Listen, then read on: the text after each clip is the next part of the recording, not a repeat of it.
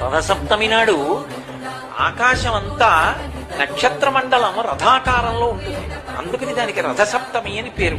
ప్రతి సప్తమి తిథి నాడు సూర్యకాంతి చాలా విశేషంగా ఉంటుంది.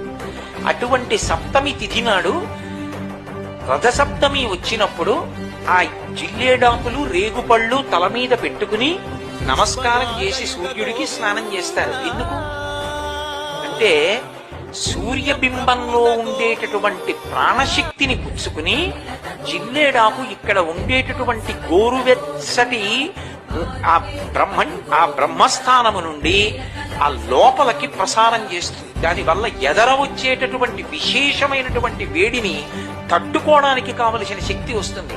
రేగుపండుకి ఓ లక్షణం ఉంది, పీడ తీస్తుంది. అందుకే పిల్లలకి భోగి పండగ నాడు చిల్లర పైసలతో కలిపి రేగుపండుకు వస్తారు. భోగి పీడ పోయింది వాళ్ళ